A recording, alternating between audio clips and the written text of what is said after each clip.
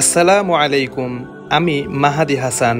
ইতিহাস, সংস্কৃতি আর ভ্রমণের গল্প নিয়ে আপনাদের জন্য নিয়ে আসি তথ্যভিত্তিক ভিডিও। আজ আপনাদের নিয়ে চলেছি নীল নদের পাড়ে, যেখানে অতীতের রাজত্ব আর বর্তমানের আধুনিকতা পাশাপাশি বেঁচে আছে। চলুন আমার চোখে দেখি নীল নদের এক অন্যরকম গল্প। ইতিহাসের এক জীবন্ত সাক্ষী নীল নদ। বাস যখন শহরের এক প্রান্ত থেকে আরেক প্রান্তে এগিয়ে চলছিল, মনে হচ্ছিল আমি কেবল এক জায়গা থেকে আরেক জায়গায় যাচ্ছি না, বরং সময় পেরিয়ে যাচ্ছি।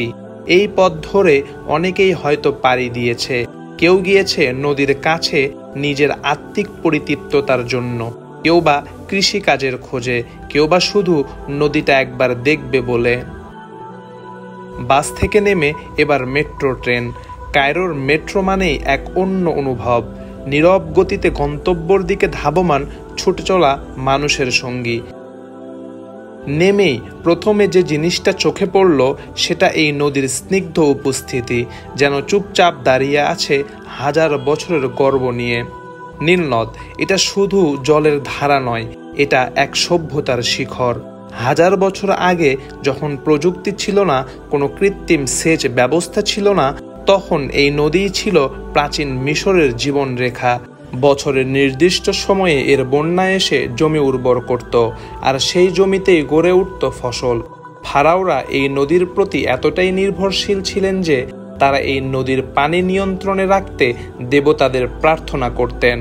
নীল নদের ধার ঘেঁষে গড়ে উঠেছিল শহর, বানানো হয়েছিল পিরামিড, আর আজও সেই চিহ্ন রয়ে গেছে পুরনো ঘাট আর খোদাই করা পাথরে। তবে এখনকার নির্ভরতা একটু অন্যভাবে। নদীর পানি এখনও কৃষিতে ব্যবহৃত হয়, এখান থেকে আসে পানীয় জল, তৈরি হয় বিদ্যুৎ। শুধু তাই নয়, নীলনদ এখন পর্যটনের অন্যতম কেন্দ্র। এর পাশে গড়ে উঠেছে বিলাসবহুল হোটেল, কফি শপ, স্কাইস্ক্র্যাপার, সবই যেন এই নদীকে ঘিরে। রাতের বেলা আলোকসজ্জায় ঝলমল করে ওঠে নদীর পার, আর নদীর জলে প্রতিফলিত হয় আধুনিক কায়রোর রং। যদিও রূপ বদলেছে, তবু নীলনদ মিশরীয়দের জীবনের কেন্দ্রবিন্দু হয়েই রয়ে গেছে। এই নদীর ওপর মানুষ কতটা নির্ভর করে তা শুধু ইতিহাস জানলেই বোঝা যায় না, আজও প্রতিদিন তার চোখে পড়ে।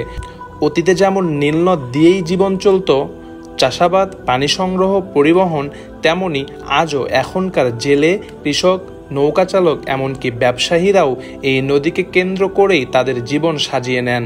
শুধু জীবিকা নয়, মিশরীয় সংস্কৃতি, উৎসব আর আবেগেও জড়িয়ে আছে এই নদী, যাকে ছুঁয়ে বাঁচে এদেশের মানুষ। সন্ধ্যা নামছে, সূর্যটা ধীরে ধীরে নেমে যাচ্ছে নীল নদের বুকে। আলোর প্রতিফলন নদীর জলে নেমে আসছে সোনালি ছায়ায়। চারপাশে শান্ত, বাতাসে এক ধরনের স্নিগ্ধতা। এই মুহূর্তে দাঁড়িয়ে মনে হচ্ছে হাজার বছর আগেও কেউ হয়তো এমনভাবেই তাকিয়েছিল এই নদীর দিকে। নীল নদ, তুমি কেবল জলধারা নও, তুমি একটা সময়, একটা জীবন, একটা গল্প। আজকে এ পর্যন্তই, দেখা হবে আবার অন্য কোনো জায়গায়।